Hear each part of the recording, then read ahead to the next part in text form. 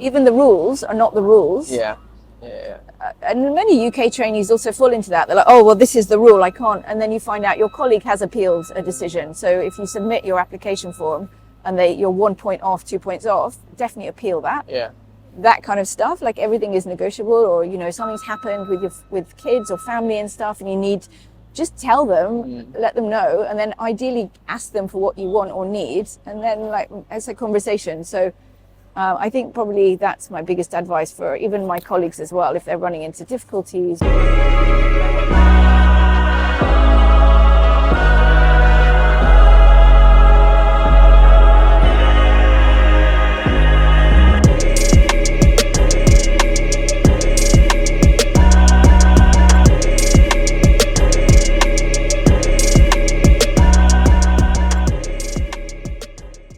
Nadia, I'm so delighted to have you in my very humble podcast. Thank you so much for coming today. Oh no, you're super welcome. I'm really excited to be here. Amazing. You've got me out of teaching for a little bit. So okay, that's nice. That's a good thing. Hopefully that not gonna give you a lot more headache. No, I've improved myself, and now I'm here to help offer some.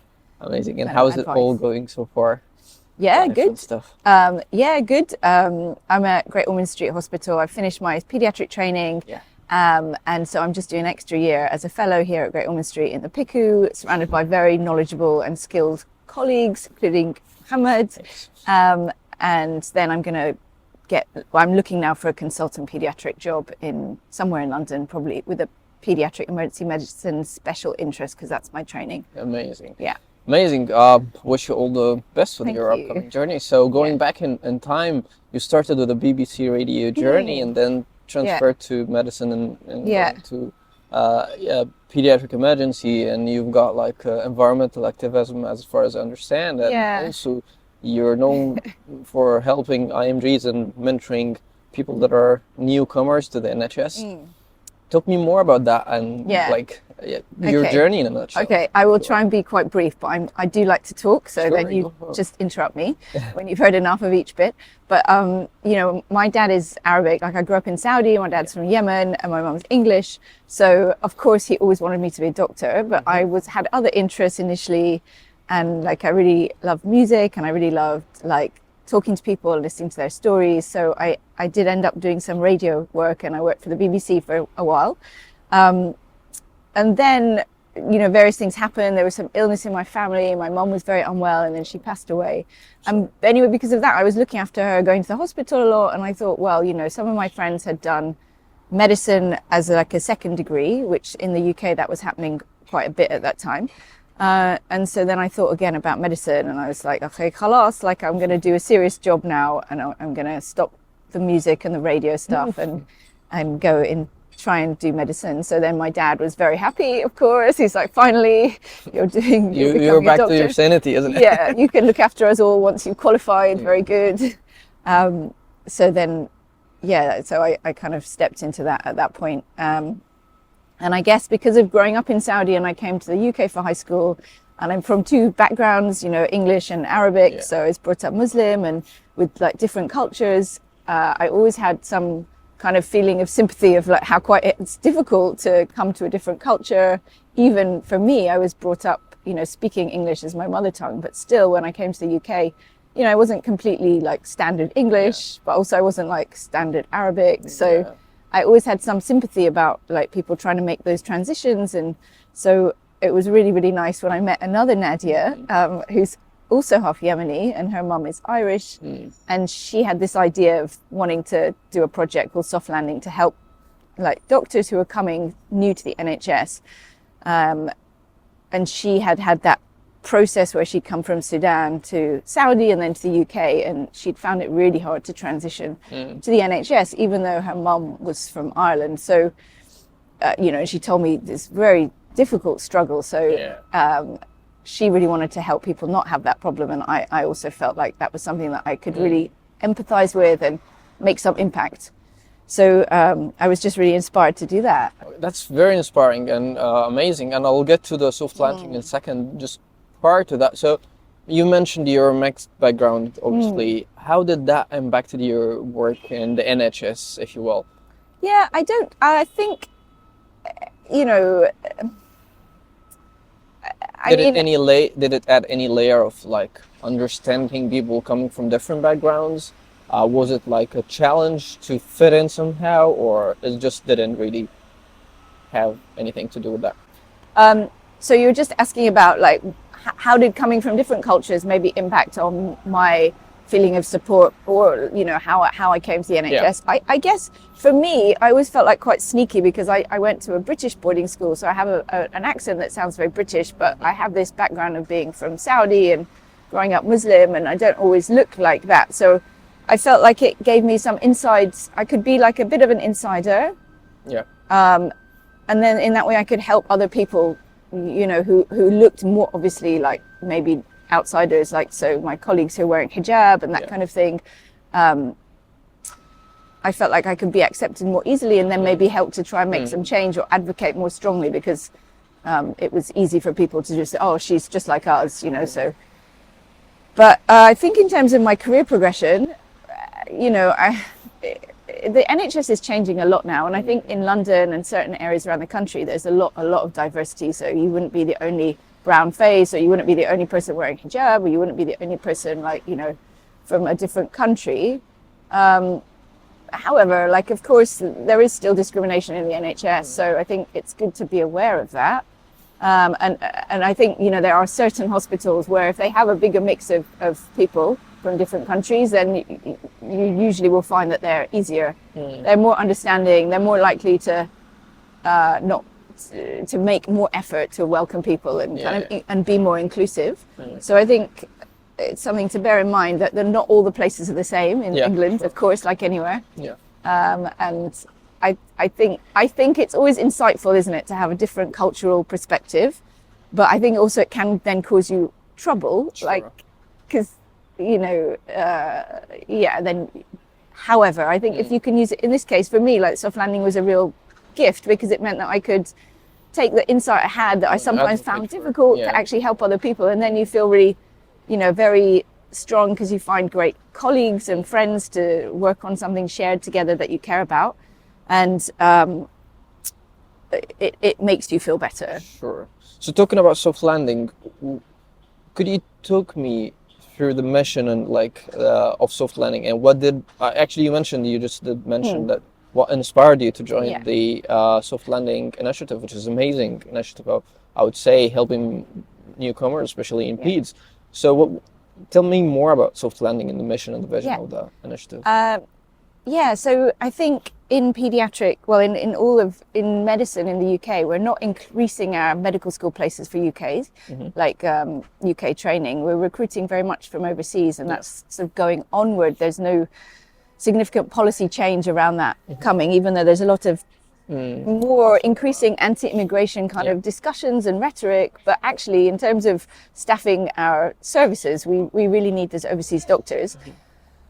But I mean, there's not always the support in place for adequate kind of onboarding and integration, and then people can really struggle. And I felt quite strongly that it was our role and responsibility as like employers that we should, if we're bringing people over who are really gifted people from their home countries, they're leaving there and taking a big sacrifice, that we should be supporting them to fulfill their potential, and also because that's obviously the best thing for the NHS as well. Like then you get better patient care and better team working. So it seems kind of somewhat obvious, but I think with the NHS, it's always hard. And even the UK graduates, often we feel like we're not really properly onboarded when we go to a new job, or we're not really like fulfilling our potential a lot of the time because of various pressures on the service. However, for newcomers from overseas in a different system, different language, different culture, that it's even more acute. The problem is much harder. So, I thought that was really, for me, like I felt like I could really have some impact in that area. So it's like a national hub for IMG paediatricians. We have a website and we do a lot of online courses, and we run an induction twice a year. And then we try, from hearing from people's stories and surveying them and getting data around IMG's experience, try and then advocate quite strongly to the Royal College of Paediatrics, to the GMC, various other stakeholders who are key in making policy decisions that are going to impact people's lives, we try and show the stories of what those decisions are having as impact in terms of not allowing people to really develop their careers or be stuck on, and use that to improve the situation for IMGs. So there's a lot of work to do. Oh.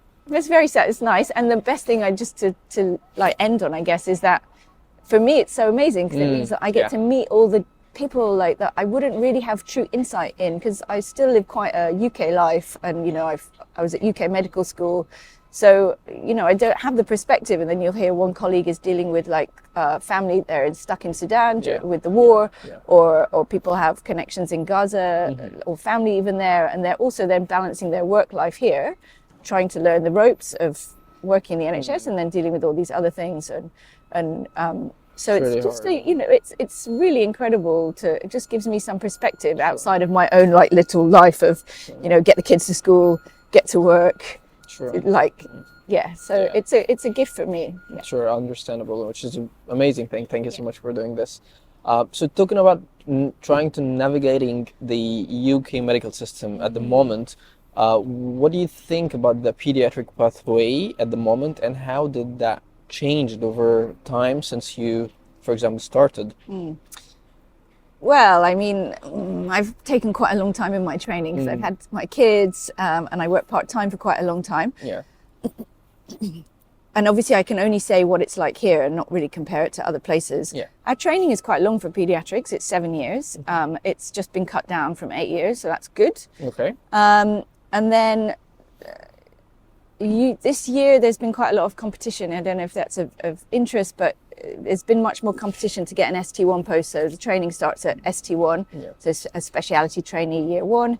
And this year was very competitive for that, for entry into that. It was more like 4 to 1, whereas in the past it's been even probably 2 to 1 for a post, or even a bit less, to be honest. So they had trouble recruiting to pediatrics, but now it's become quite popular. So the competition is more, and then we have a lot of doctors who are overseas doctors who sometimes can't get into training, but there is entry points at ST1 and ST3. I think for me, like, pediatrics is really great. It's a very strong bias towards that female workforce. There's probably like 75 to 80% female to male ratio now. So you're like, it's nice to have the guys around. I think it's not the same in other countries, but it means that there's a lot of part-time working, which can make pediatrics quite good, and people are much more understanding of sort of family commitments and balancing work life. But it's a long training, and we do quite a lot of service provision in general, and I think if you want to subspecialize, that can then again be quite competitive. So I did pediatric emergency medicine as my subspecialty, and what helped me to get into that is because I'd worked part-time, I'd had quite a lot of time to develop projects that then could sound quite good. So Softlanding, but also I worked in sustainability and sort of green sustainability and environmental things, trying to make the hospital more greener, more sustainable, increase recycling, reduce carbon emissions, those kinds of things. And those kinds of things help your CV, because you then understand the structures in the NHS, how things are funded, how you make behavior change, how, like, who's in charge. Is it the business information person who's going to help you get data, or is it going to be through the medical director, through operations, or like estates? So those things, even though they're not obvious things that you would need to be a pediatrician, those help your CV look good. So when things get competitive in subspecialty and consultant interviews, those are the things that help you to stand out. Gives you the edge. Yeah, and I think that's the hard thing for IMGs a lot of the time. You can have excellent clinical knowledge, but they almost take that for granted, and then they just want you to sort of demonstrate your kind of leadership and management skills around behavior change, around being able to make a business case or get funding in, those kinds of things, which you were not taught. We're not taught really, but quality improvement and that kind of thing are really key. So I think the answer is probably a bit of a weird answer, because it's like they assume that all the pediatric training will happen. And you'll kind of get that as you go along. So you need to differentiate yourself. But to get into training or to get subspecialty, to get a good consultant job, you in addition need to do those like extra things. Extra clinical, I'd say. And I mean, like, being in London is amazing for us, right? Because we have Great Ormond Street, the Evelina. There's a lot of like specialist centres. So if you want to subspecialize, then those are great places to be. But if you're out in like Kent, for instance, or some places in the north where you're very far from the specialist centres. So that can be impact on your training if you want to do a subspeciality and not general paediatrics. Yeah. Yeah, I get you. So talking about the training, what do you think training versus non-training jobs? Yeah, I saw that question on your sheet, and I tried to prepare an answer, but I think I have to just say that for every individual, it kind of varies. Yeah. Although I would defer to my Sudanese colleague Nadia, because she always says training. Yeah. And she's a IMG who's gone through the process, and she came here and a year later got into training as an ST3.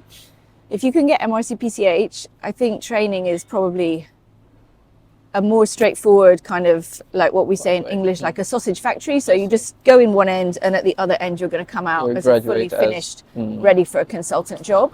Whereas if you go a different route, you have to make up your kind of program yourself, and it can take you a while.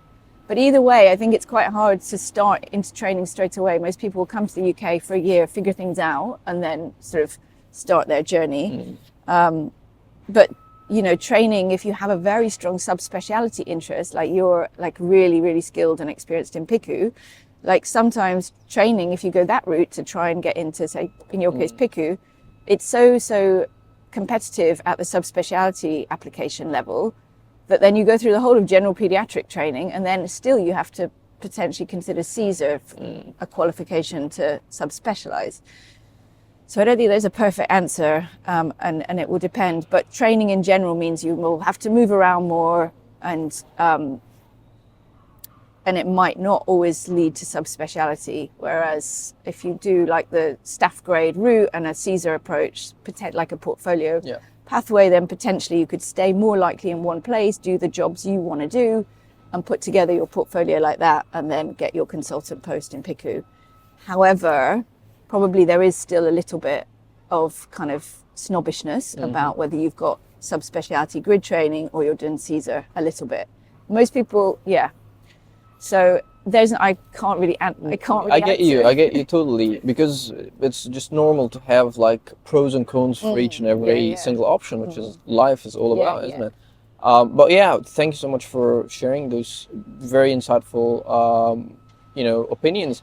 Let's talk more about service jobs. So, from your point of view, what do you think people are who are still in non-training jobs how can they get the most out of those jobs before or prior to joining the training in order to maximize their benefits in the training, or maybe landing a job in the training? So as I said, like a lot of it isn't the kind of clinical competencies. You'll have to have some mandatory things. So ideally, like I would really say, and I think that's where I found that IMGs are like, they held themselves back a little bit because they're either more shy or just very modest and very like humble, and they don't want to bother or kind of ask for too much. But actually, if you can be a bit pushy and just try and attach yourself to someone who's supportive, like a fellow pediatrician who's probably like the same level as you but in training, and just understand exactly what they're being expected, like what they're being asked to do, then the things where usually there's gaps for IMGs and that you can start to develop your CV straight away is having like a good portfolio. So I definitely recommend using the RCPCH e-portfolio, which you have to pay extra for, but it's quite worth it. And then you can transfer it across if you enter training, so it won't be wasted. So if you get mandatory directly observed procedural skills like any intubations, lines, things like that, those will be able to be counted towards your level 1 training. You wouldn't have to necessarily repeat them if you've already got those. And then in addition, the projects like any quality improvement, so your pediatric trainee colleagues will be expected to do that regularly, audits and quality improvement, also leadership and management stuff. And it all just sounds like, it's a bit all kind of weird and new. So one thing at a time, maybe like every 6 months, kind of challenge yourself to do one new thing. But I think if you can find really a mentor, so it doesn't have to be your educational supervisor, but some senior person who cares, got some experience, who cares, but also like if they're very old or they could be out of date a little bit, so just pick carefully. However, most people would like to help, but you really have to be a bit persistent because everyone's super busy. And then of your peers, attach yourself to someone, and they love to often teach you what they know, because it makes us feel nice. Sure. Like, oh, I've actually progressed because I can teach. So those two things. So just keep asking for help, like, because it's not expected that you'd know those leadership management or the quality improvement at all. Yeah. Amazing. So what do you think, how people coming from overseas, how can they stand out? Like, what do they can do, like, from a CV point of view, or maybe portfolio, or some activities, if you will, prior to coming to the UK, in order to stand out in trying to land a job? How do you think that might be? Well, I don't know. I might reflect that question back to you. Okay. Like, what do you think? Like, now that you've been here a little while, what do you think?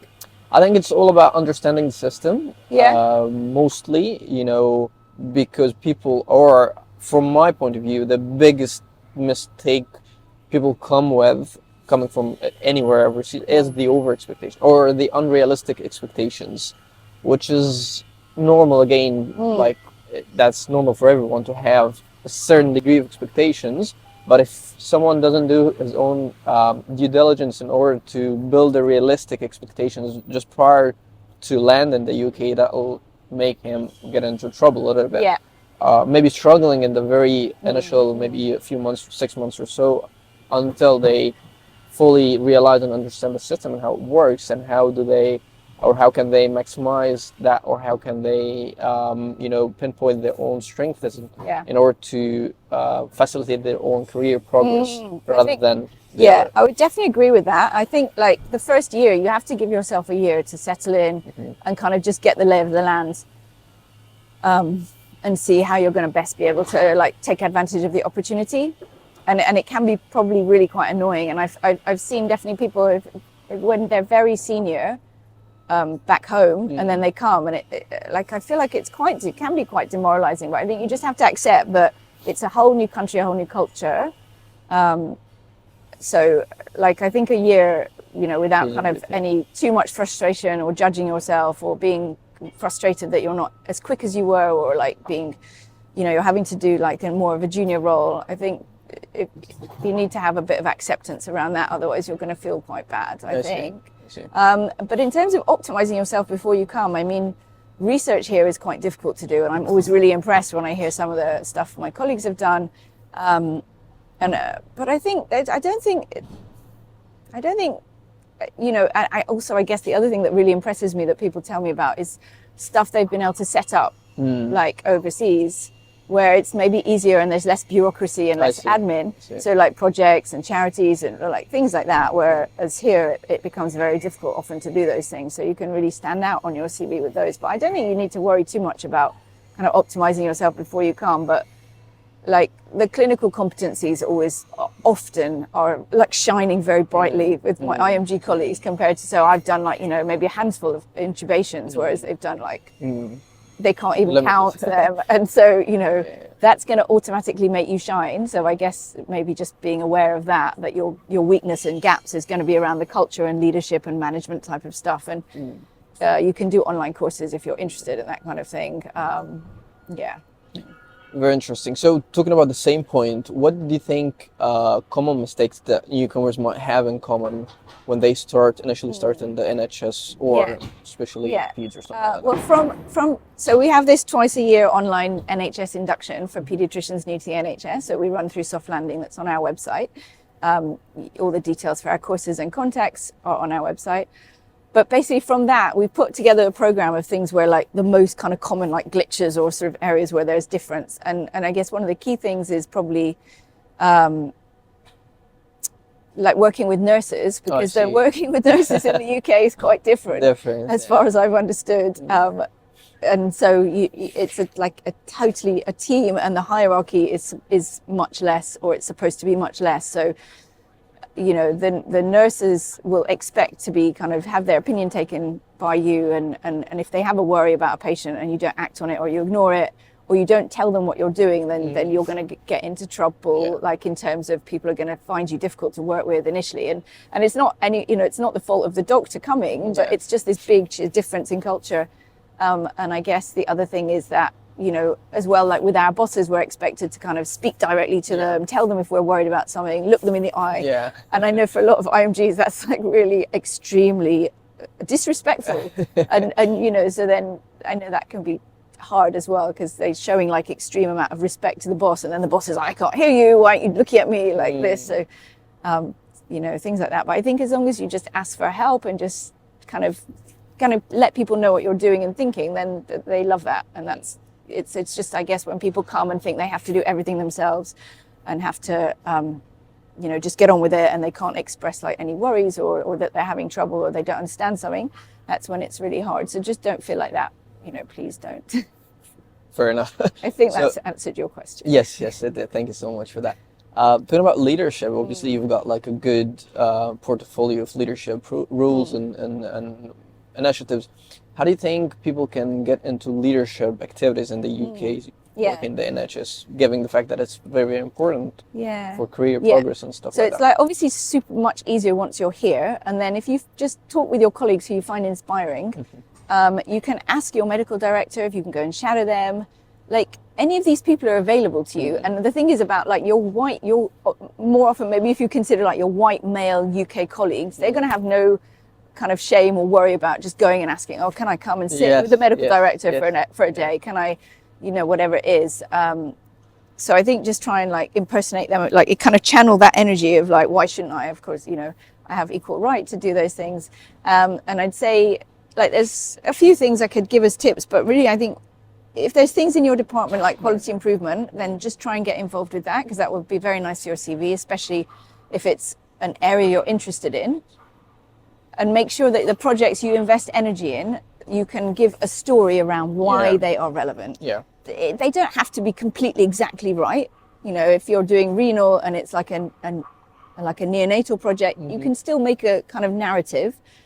But if you can't, then try and don't do that project. And I guess there's a faculty of medical leadership and management that you can join, which is quite cheap. And that's good. They have lots of leadership stuff. So that can just give you some ideas and frameworks around what buzzwords and things can be useful to know. And I think most important, what I'd say is like, just try and do projects that you're passionate about. So like, obviously you know, you obviously enjoy talking to people and kind of finding stuff out. And so this project is going to be very good for like, it's a great thing to be able to talk about in terms of career. And for me, you know, when I had my kids, I was really worried about the climate and like climate change and like the apocalyptic sort of thing of like, you know, the world's just like getting hotter and hotter.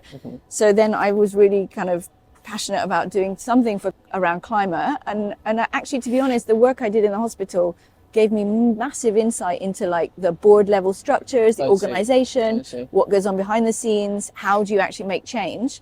So I did it because the people I wanted to hang out with, they were also bothered about it, and they were like, come on, let's, you know, do something. We were passionate, but it was actually very useful, and it wasn't obvious. Like I didn't do it for my CV, but it was obvious now that I've used it a lot for like a crucial interviews and things, and it's been very helpful. Amazing. So do something that you actually give a shit about, because otherwise you're probably doing it in addition to your work.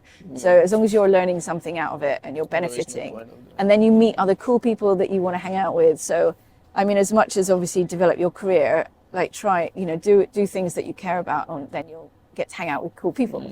Amazing. So obviously working in the NHS could be quite challenging at times. So what do you think the skill set base that might be very crucial and helpful for people to overcome those kind of challenges in the NHS? Well, I mean, so I'm involved with London School of Paediatrics doing a kind of well-being day, which is around burnout and people who want to leave paediatrics. So like it's definitely, you know, can be challenging. Although, you know, for me, I feel like when I speak to colleagues, so like yourself who come from Egypt, or Ahmed, who I think featured on your earlier show, like I feel like what you have to deal with, you know, is like much more, the demands like in the service back home can be so much more. So I don't know if I'm the best person to answer that. I feel like you might be better to answer. Like I'm talking about maybe soft skills that maybe we're lacking those kind of skills back home or other parts of the world. For example, I would say communication is one thing that really shines up here, and it's mandatory to have like a good communication skill level in order to just be able to work in the NHS, while it's not the case elsewhere, I would say. So I was wondering if you have like anything else in particular that you might add to that point. I think that's definitely fair. Like you definitely see that with people who've come new to the system. And you can just develop it. Like you can just, you don't have to change yourself. You can just kind of develop your style to fit in with like what's kind of where your unit is, or like how people are acting there. And there's courses you can do. We run a communication skills course with like a difficult colleague, so like a surgical colleague who's shouting at you or whatever. They don't want to take the patient from ED, or a parent who's demanding the antibiotics. And you know, it's obviously different because you can't just tell them no. You have to be very like empathic and kind of. So I think like just that it's a different style here, and it takes some practice. And I guess, you know, that's what, you know, like the thing is, the style is so different from my kids. They're very, you know, the unfortunate thing is then they're very, very confident, and they'll just talk back to me like this. And this is not how people are brought up back like in India or in Egypt or whatever. You know, you're taught to be very respectful and quiet. So of course, you know, there's pros and cons. That they'll be good at like asking for what, my kids will be good at asking for what they want. But the con is that then, you know, they're quite cheeky. So it's just different cultures, isn't it? And I think just being like aware that that's something to develop. Sure. And that you're coming to a different culture, right? So obviously, like if a native person, they've had all these years to sort of develop their cultural kind of cultural currency is what they call it. And that's why we see a lot of sometimes differential attainment, because these subtle things were very obvious if you've grown up in the system. They're not really obvious at all. So I think just to be quite gentle, like allow yourself time, you know. I think it is a great opportunity, but it is kind of a big learning curve, and then reach out for other colleagues, so people from wherever you've come who are further along, or like Softlanding, or even, you know, or any sympathetic UK like staff and training. Most people want to help. Most people are not going to be difficult, and they're going to be like, oh, have you thought of doing this? Or so interesting. Just be quite gentle with your, you know, just these things take time, and that's fine. Really, I mean, I guess if you come single, you could always try and find like an English wife or something that you can fully integrate and they can like do training. But having grown up in a mixed culture like household, my mum English and my dad Arabic, to be honest, that doesn't always make you very like, that doesn't always solve all your cultural problems. I see. It might add some to the challenge. Anyway, and you're also not available now, so you'll have to find other ways. Congratulations. It's too late anyway. Thank you so much. I appreciate it. Talking about the short-term future of the peds in the NHS, what do you think about the next 5 years, upcoming 5 years for peds, and specifically talking about IMGs coming to work in the peds? What do you think this is going? How do you think it's going, or where? Well, I mean, as I said, they've not increased any of the UK medical school places. However, they've had a lot more people wanting to apply ST1 this year. So whereas I would have said before it's quite easy to get into paediatric training, this year I know some really excellent IMGs who didn't get shortlisted, and I'm really shocked because, So I think it probably will balance out. It's not to, you know, tell people not to do, but they've made things a bit more stricter in terms of if you have more than like 24 months of experience of peds, you can't apply for ST1, which is entry level, which has got the most places. And then you have to go for ST3, and then even ST3, sometimes they're saying, oh, you've got too much experience, please go via Caesar. But, you know, we have lots of gaps in our rota, so I would say there's places, but I think it's definitely got harder in the last few years. And for consultant jobs, which I'm now trying to get a consultant post, there's not tons of them. I think if you're very flexible, you can travel anywhere in the country and you don't mind doing general peds. As general peds is the best bet because there's the most jobs, and neonates also has a lot. So I think that's the kind of very immediate landscape at the moment. And then over the next 5-10 years, well, we'll see, I think. We'll see. I think. I mean, there's not massive more funding in the NHS, so they're not increasing at the moment under this new government. Slots. They're not increasing the trainee slots. They don't really have capacity to do that. But they, you know, physicians associates have come in to try and like take some of the workload, which has been very unpopular, controversial. Nurse practitioners are kind of being trained as well. So definitely, you know, the patients are there. The patients definitely need you, but like the way that we're delivering the care is a bit different. It's a bit I think. different. Yeah. I see. Talking about Oh my God, I should try how. and... Yeah, sorry. No, I was just thinking I just kind of give some optimistic ending. Fine. Yeah. Oh, you're just reflecting in reality, which is... Yeah, I think we're going to see some kind of privatization probably as we go forward. And then maybe that's good for some people because then you have not just the NHS as an employer. You have another option. Potentially. Yeah, I'm not a fan of it, but I think it's probably something that... Yeah, we're heading towards that direction as far as I can understand as well. Or talking about the changes that happened recently to the training application, what do you think about those and how did that, like, whether it helped or actually not helped IMGs? Is there any kind of, you know, perspectives about those minor changes in the training? You obviously you yourself you helped me applying on the ST3 application, which was quite... Hopefully, inshallah, you're going to find out soon. Yeah, which was I'm sure. Inshallah, quite different than it was last year and the years before. So what do you think about that? Well, I'm not in the recruitment board. My colleague from Softlanding, she is, so she gets like more of inside information. But I think they're trying at the Royal College of Paediatrics to improve, like to reduce discrimination, to make things fairer. But there's also obviously pushback as well that to have not exactly priority, but to make sure you're not disadvantaging your UK trainees, your UK graduates to getting into paediatrics. So there's this tension always. And alongside that, they've attempted to make Caesar a bit easier. Although I don't know that that's definitely happened. So I probably would say, even though getting into training has become harder, probably still try for that. And the reasons why they changed all the application forms this year for ST1, ST3 and for GRID, for subspeciality that is. And they've had to interview a lot more people, I think, as a result for subspeciality for GRID. But I don't know. There was some concerns that it was quite a bit of a discriminatory process, that only if they knew you would you be able to get a job. And so I think that's why the GRID changes came. ST1 and ST3, I'm not quite sure why they've done the same, restricted it in this way, because previously you could kind of keep trying, whereas they've put a bit of a time limit on it, and it's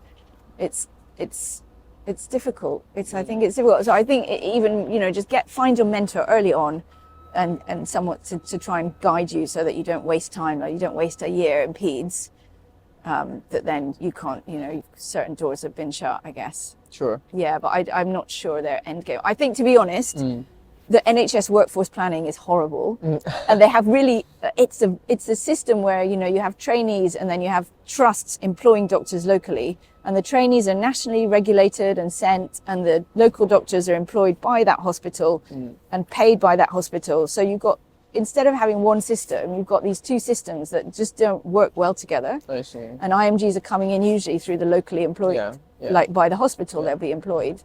So ideally, you know, if we had a national IMG kind of program where you recruited all your gaps nationally instead of each hospital doing it, that would help a lot. But we don't have that, and that's why we have all these problems. Amazing. Yeah. So what are some of the unwritten or unsaid rules about the NHS culture that you wish every IMG understood or knew about just before starting out? Yeah. Well, so I can speak about paediatrics, I guess. Okay. But I mean, I just think the nursing thing has come up quite a few times, and maybe like, and I guess the other thing is probably that UK trainees are quite good at just asking for what they want, and maybe that's like one of the key things, and maybe it's more of a Western thing, you know, where just quite a bit more pushy. Not all of us, and in paediatrics we tend to be very, you know, much more kind of softer, and like there's not like the surgical colleagues who are very good at just like, no, but still, I think maybe especially is for IMGs, like you have to make a balance though, because you have to figure out like what is the vibe. You can't just go in and be really like kind of pushy and aggressive. So, but I guess, you know, definitely ask for opportunities or for help or for like advice. Definitely feel free to take someone's time, like a supervisor or consultant, and be like, I really want some help with like thinking about a project or thinking about my career development. And also that it's all very negotiable. Like even the rules are not the rules. Yeah. And many UK trainees also fall into that. They're like, oh, well, this is the rule, I can't. And then you find out your colleague has appealed a decision. So if you submit your application form and you're 1 point off, 2 points off, definitely appeal that. Yeah.